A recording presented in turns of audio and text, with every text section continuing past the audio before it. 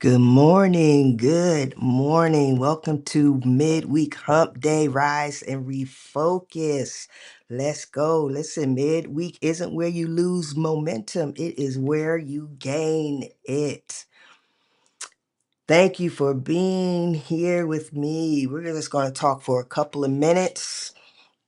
And I want to talk about change. I'm doing these lives for 12 weeks, and we are discussing change, mindset shift, specifically in your relationships. So many people are struggling in their relationships. People are reaching out, wanting help, wanting support, wanting to know how to get the marriage that they desire. And, a lot of times we make things way more difficult than it has to be.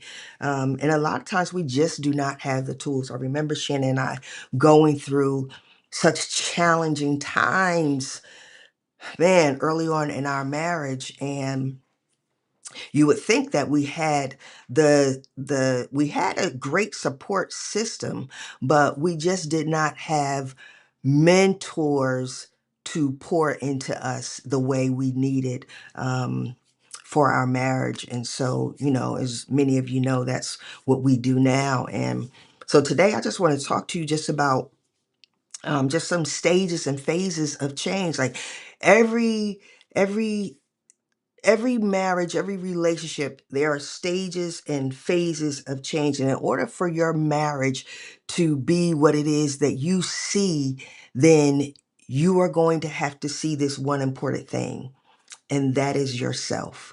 You cannot continue to look at your spouse, what your spouse is doing or not doing, what your spouse is saying or not saying, how they're showing up or they're not showing up.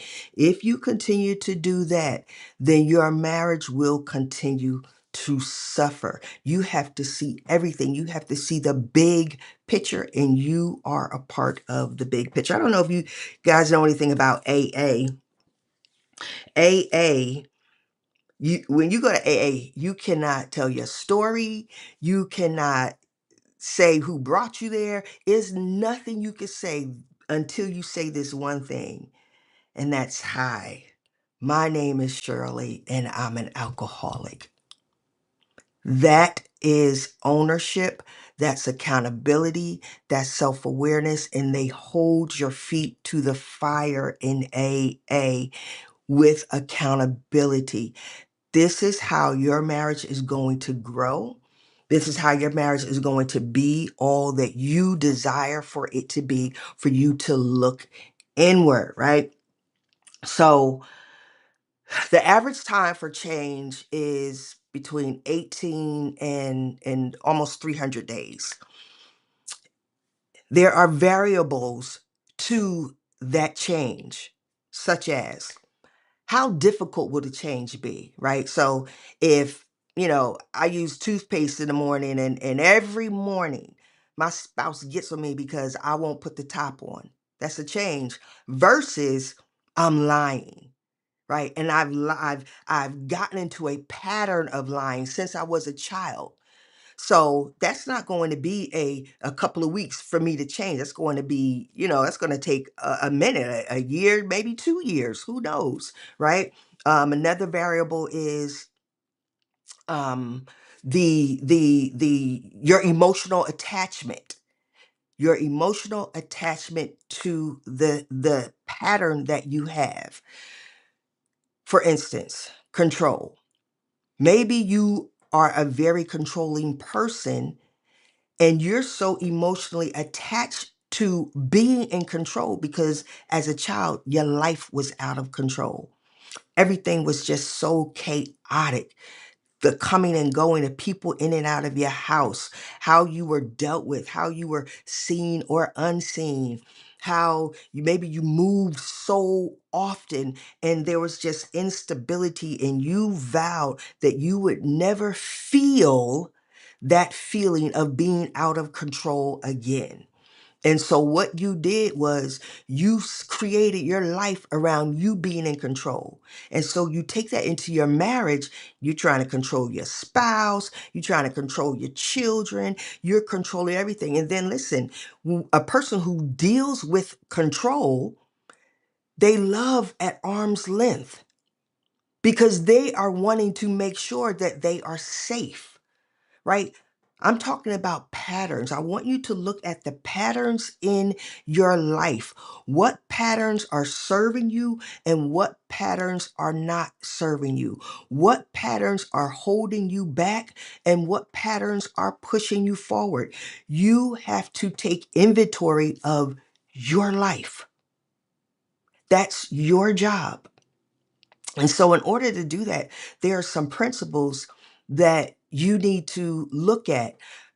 You can't build a new you in an old environment. I don't know if you remember last week, we talked about mindset. So, when I talk about environment, I'm talking about the environment in your mind. Your change is also going to demand that you are consistent. It is going to demand that you shift your environment, your spiritual, mental, and emotional environment. Research, when research talks about change takes 18 to almost 300 days, and it talks about environment being important, it's talking about the outer and your outer environment. I'm talking about your inner environment. Because if you don't deal with your inner environment, your inner self, doesn't matter about the outside because the inner affects the outer. What is your inner environment? How are you feeding yourself spiritually? How are you feeding yourself mentally? How are you feeding yourself emotionally? How are you feeding yourself physically? All of this is affecting you, which is affecting your marriage. When Shannon and I, when we coach couples, we always lead couples back to themselves. Always lead couples back to themselves because if you do not get yourself steady, if you do not get yourself steady emotionally, if you do not have a spiritual foundation, if you don't know where you are mentally and you are not stable mentally, you're not going to want to work on your marriage. Your marriage will not be important to you because you can't even figure out you. And so I want you to go on a journey of saying, let me take my hands off of my spouse. Let me stop being so concerned about what my spouse is doing or not doing, how my spouse is showing up. And let me really be intentional about how I am showing up. You know, it's so hard. Been married for 28 years, almost 29 years, together 30. And one of the hardest things that I ever had to do was to stop looking at Shannon, especially when he was being extremely imperfect. Hands down, one of the hardest things in life. Because I, I I'm sitting here like, so I have to change me, but he's still doing X, Y, and Z. Or he's not fulfilling this need of mine. But I have to show up a certain way. And the answer is yes. Why? Because the only person I can control is me. And let me tell you something.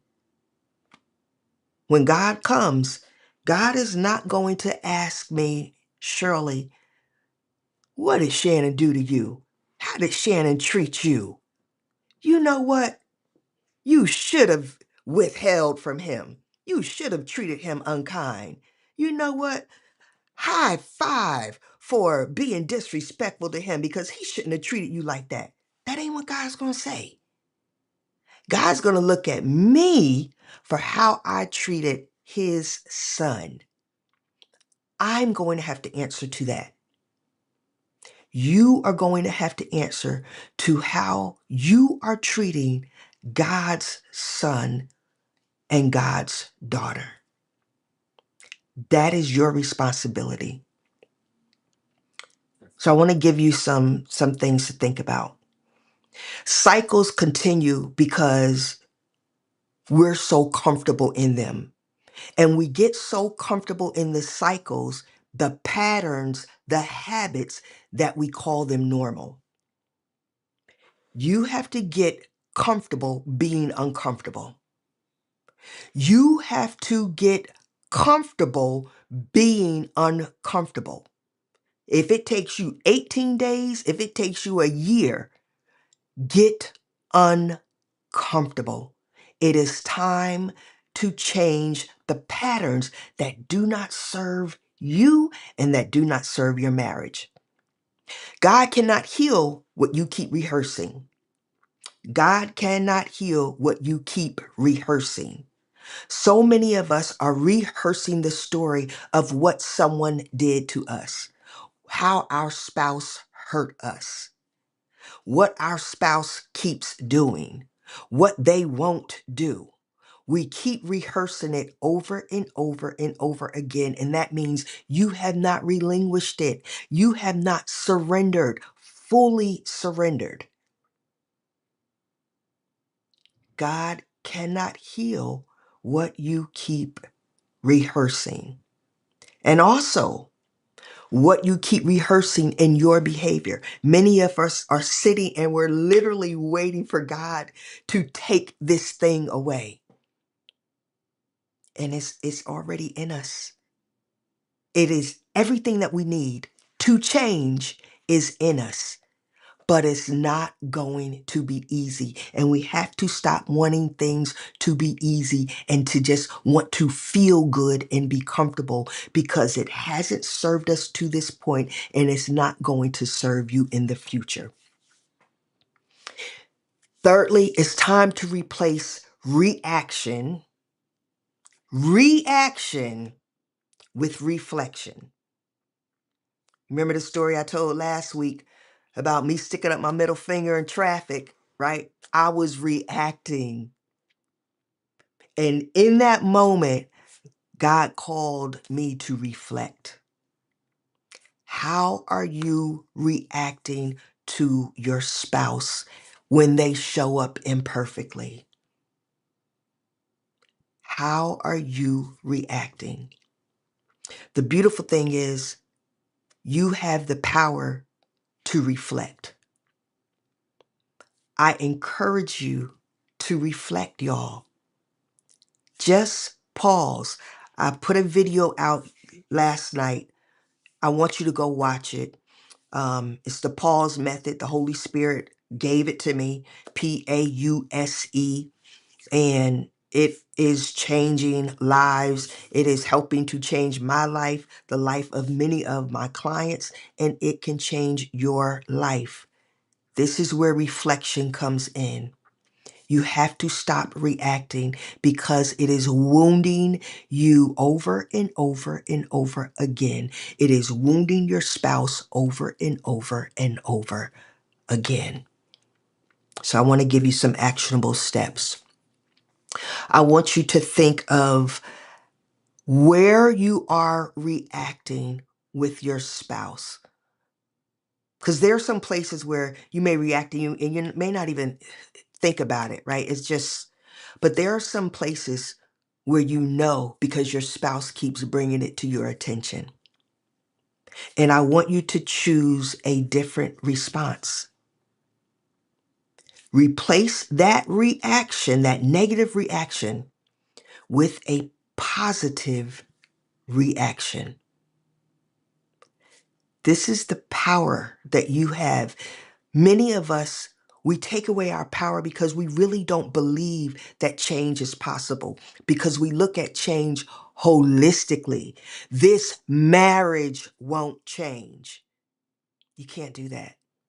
You have to look inwardly. I'm going to shout this from the mountaintops, and I'm going to say it a million times because you need to get it stuck in here. Your marriage will not change until you change. And this is one thing that I guarantee my clients. I guarantee if you do the work, you will change. I cannot guarantee that your marriage will change if you do the work, but I can guarantee that you change if you do the work, which means you benefit. You're doing the work for you. Your spouse is just a beneficiary of the work that you do, of the healing that you get, of the changes that you make. So, as it pertains to change, I don't want you to have the mindset of, man, I gotta change for them. Because what happens is then you say, well, I gotta change for them, but they not changing for me. No, you change because of the person that you want to be, the man that you want to be, the woman that you want to be, the principles that you want to live your life off of daily. So that means nobody outside of your spouse, nobody's going to take you off of your square. It will be very few times. I've gone from so often being taken off of my square because I was not living off of principles. I was living off of emotions and how I felt and how somebody treated me and how someone made me feel. Now it's the flip side. I'm not feeding how somebody makes me feel. If you don't make me feel good, what I'm doing is now I'm processing, I'm reflecting, and I'm seeing, do I need to carry that cross, or is that a cross that you need to carry? And I'm not going to carry crosses that are not mine to carry. So because you say something that may hurt my feelings, I have the power to say, should my feelings even be hurt? Because who's saying it and why are they saying it, and does it carry any weight? Like, these are the questions you have to begin to ask yourself. And then with your spouse, of course it carries weight. And you also have to ask yourself, is it true? Is it true? Is there any validity to what is being said? If there is, don't get in your feelings and your emotions. You simply address it. And really, y'all, it really is that simple. I'm not saying it's easy, but it's that simple. It's that simple because you have the information, you have the tools. You just refuse to use it. You would rather be in control than to have a life of peace, than to be in a position to get the things you want emotionally, to get the love that you're longing for. We all act out as humans because we all want this one thing. We're all individuals, but we're monolithic in one way. In many ways, but in this one way, we all want love. And we act out to get the love, but it's in the releasing and being completely open and exposed to get the thing that you want. And is it a risk? Absolutely, it is a risk to open yourself up and expose yourself.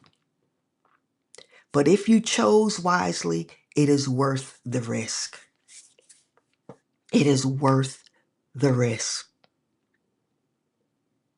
Somebody asked, is it wrong to return back to the same energy that your partner gave you? Is it wrong to return back to the same energy?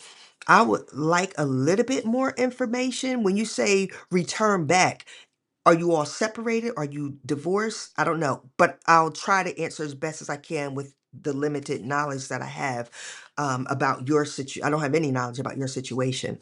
Um, if you all are separated and the person has not changed, it's not about, is it wrong to turn back? The question is it wise to go back? Hmm? They're together? Right. Oh, no, we're together. You're together. So, so then when you say return back, then I'm confused.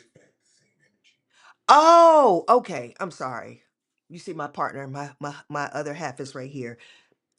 Yes, it is. It is absolutely wrong to give back the same energy that your spouse, your partner is giving you.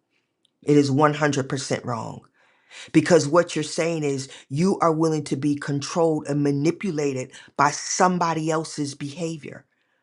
So that speaks to you. That doesn't speak to them. That speaks to the lack of maturity in you, right? Again, when I talk about the principles that we live our life off of, the reason why we have principles is because that means no matter what we face in life, we have this foundation that we bounce everything off of. So if you have a foundation and your spouse is giving, your partner is giving you disrespectful energy, your foundation says, I'm a principled man, I'm a principled woman. So I'm not going to disrespect them because they disrespected me. I'm not going to curse them out because they cursed me out. That is the purpose of principles. If y'all do not have a solid foundation of principles, you will continue to give back to people what they give you.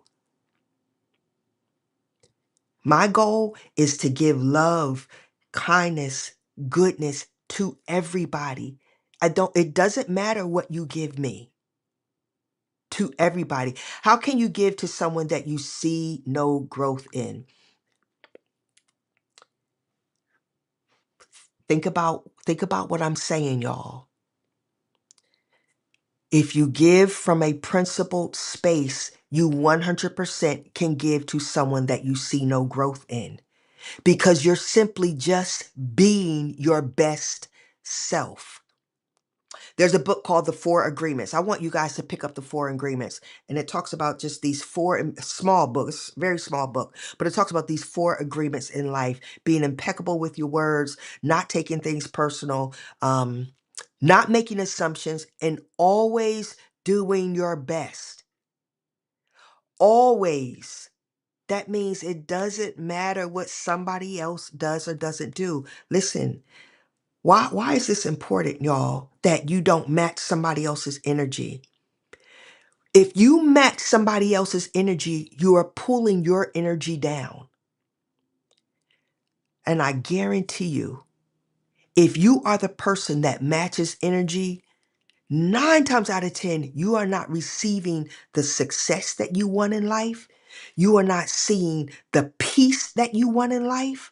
You are not experiencing just joy and happiness that you want in life. Matter of fact, you are heavy. You feel weighted. People who match energy feel weighted. You know why? Because you're all over the place. Because this person gives you this energy, and this person gives you this energy, and that person gives you that energy, and you're trying to match all these different energies. Bible says a double-minded man is unstable in all his ways.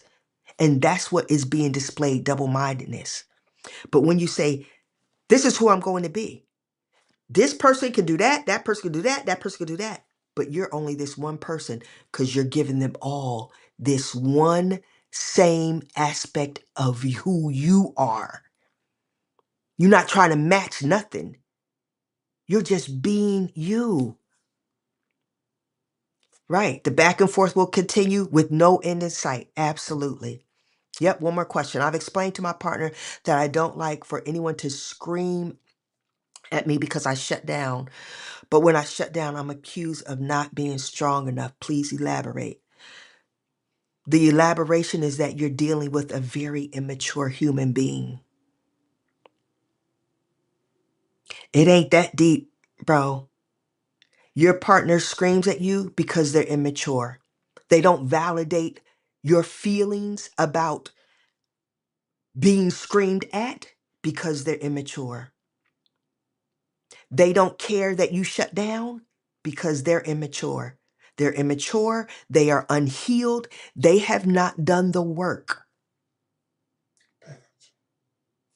Back up. They have not done the work.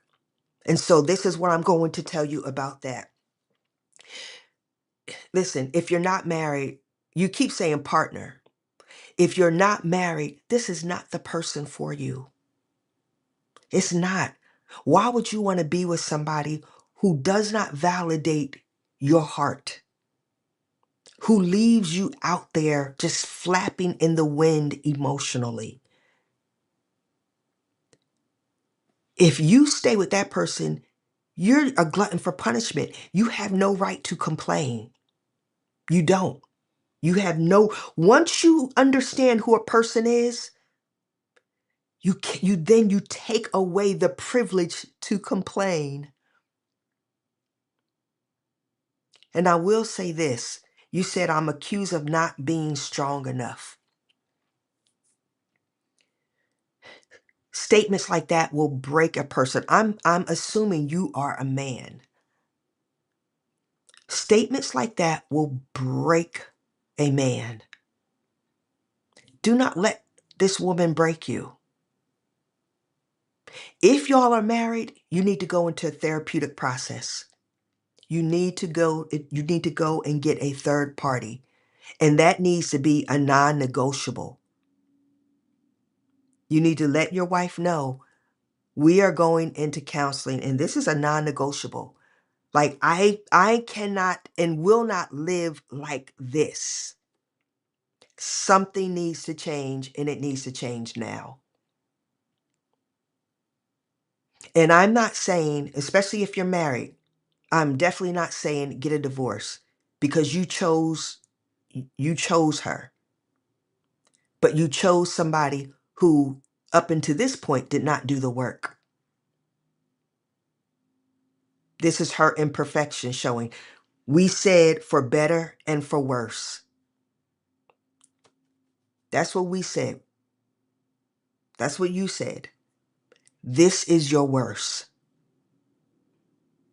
I don't know where you are spiritually, and I don't know if you know our story. It is only because of God that we are standing. You cannot stand alone. You cannot stand in a silo.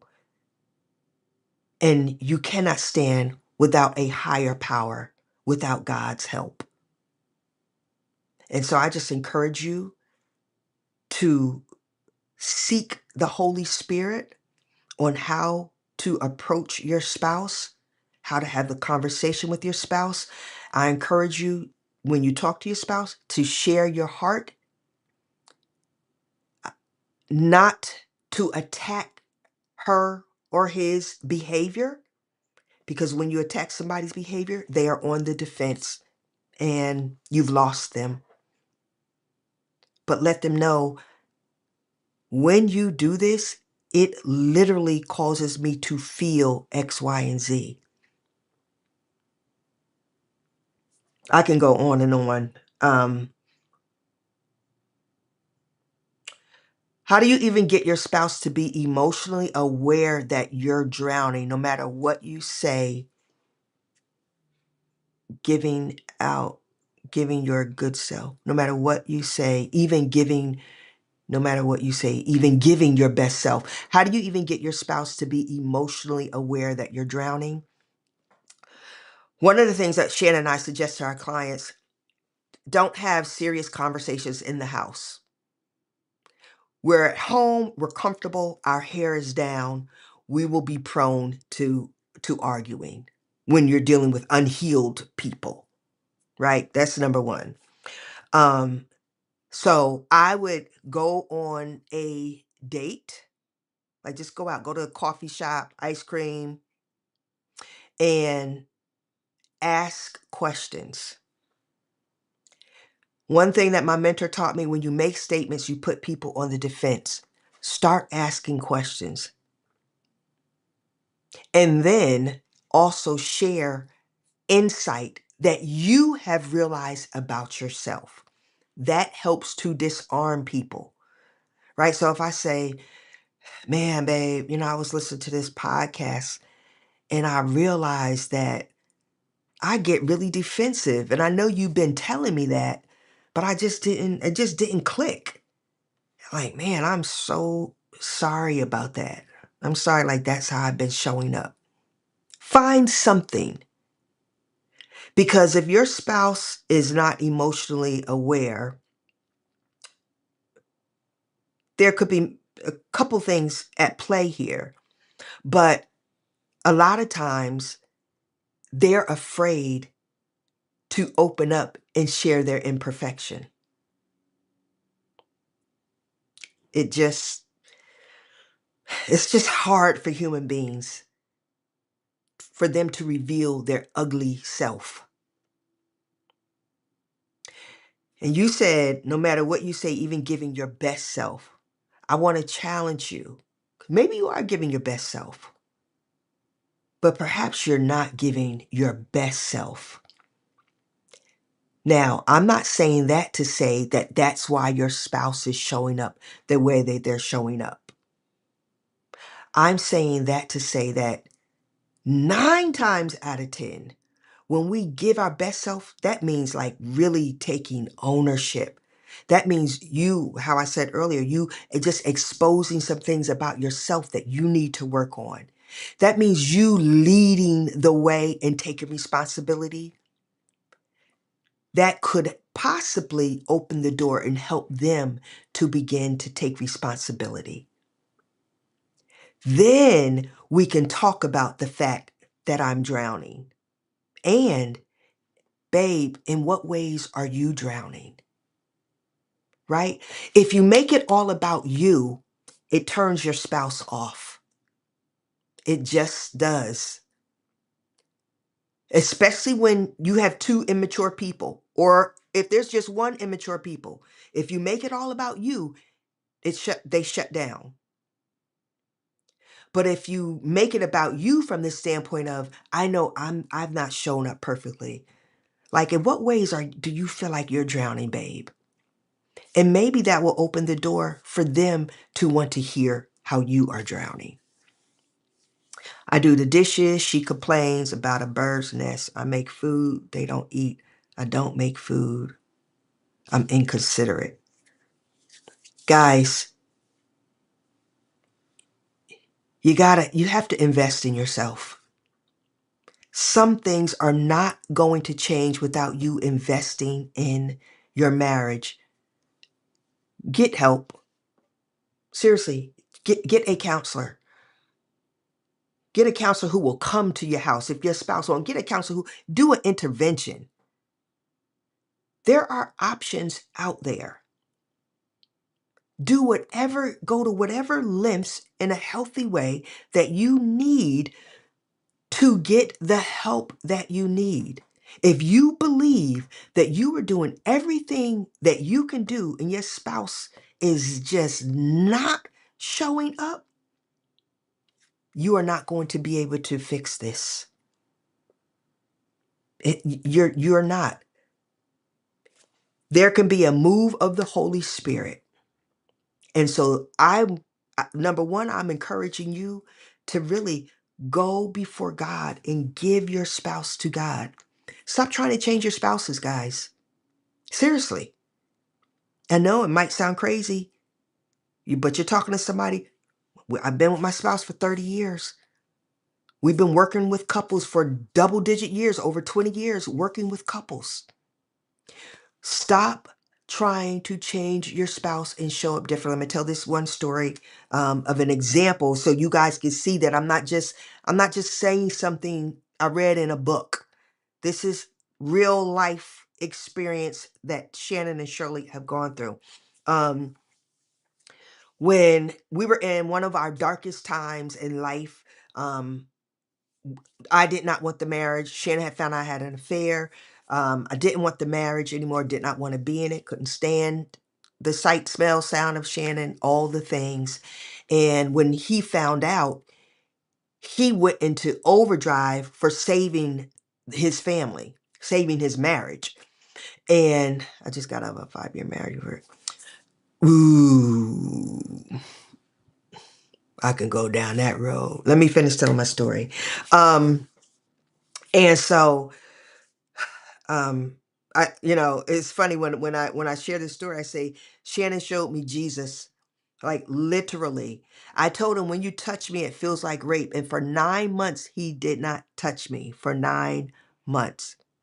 And for that time period, he was just consistent, just showing me Jesus, cooking and cleaning and just wanting to love on me. And I was rejecting the whole time, just rejecting, being mean, ugly, didn't want to have anything to do with him. And the Holy Spirit just started wearing me down, just wearing me down. I started just seeing myself and seeing how I showed up in the marriage and seeing that even before I had stepped out of the marriage, I was not the best wife. I just wasn't. I was missing on a lot of different areas. I was missing it. I was not hitting the mark like I thought I was. And I remember after that period of time, I had gotten him a ring. I might have said this last week, but I had gotten him a ring, and in it, I got it inscribed, "Thank you for loving me back." And it wasn't, you love me, and so I love you. I was literally on the edge of destruction, and he loved me back from the edge. In that period of time, his focus was not changing me. His focus was serving me, loving me, taking care of my needs. And that was not easy. He got comfortable being very uncomfortable. It's possible. Mr. Munched Out, are you a guy? Mr. Munched Out, I'm gonna say this and I'm gonna be done. Oh, you're welcome, Ayana. Thank you for being here. You got into a relationship too soon. Just something to think about. You got into a relationship too soon. There was work and healing that you need to do, that you needed to do. You did not process that marriage, that breakup. It's no way. And so what you did was, right, when I'm talking about habits and patterns, we have habits and patterns because we use things to numb ourselves. You got out of one thing and you got into another to numb the pain that you were feeling. I will say I was emotionally ready for something new because my marriage was awful. Your marriage being awful doesn't mean that you were emotionally ready for something new. Trust me, I know what I'm talking about. You and I will have a conversation one day and you will say you were absolutely right. I was not emotionally ready. You know why? Because no matter how awful your marriage was, you still have emotions attached to the marriage.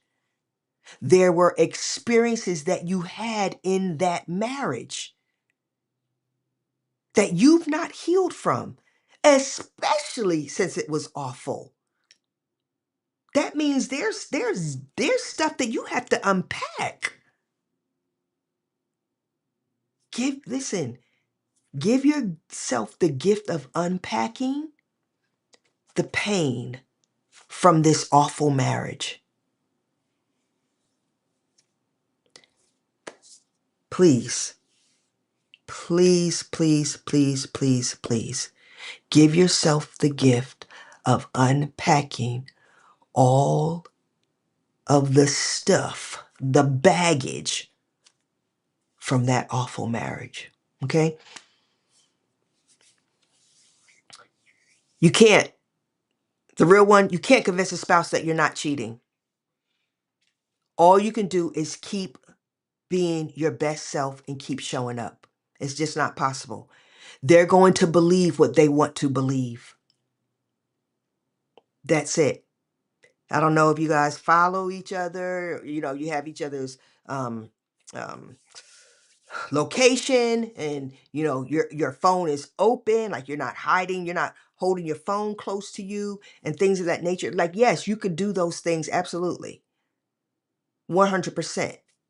And I mean, our stuff is open, and we share each other's location. We're spouses. We should be able to do that. It only makes sense. But I'm not sitting in there checking, where's Shannon? Shannon, where's Shirley? And when we leave the house, we'll be like, hey, I'm going such and such. We act like we're not checking each other. We don't have each other's location because we're not checking for each other. Right. But if you're open and all of that, that's all you can do. All you can do is just keep being you, sis. Seriously. Stop trying to convince somebody who won't allow themselves to be convinced. See, you're doing all of that and they still won't believe it. That means it's a them issue, sis. It's not a you issue. It is a them issue. Okay? Guys, thanks for being here. Come back next Wednesday. Come back with your questions, with your open heart.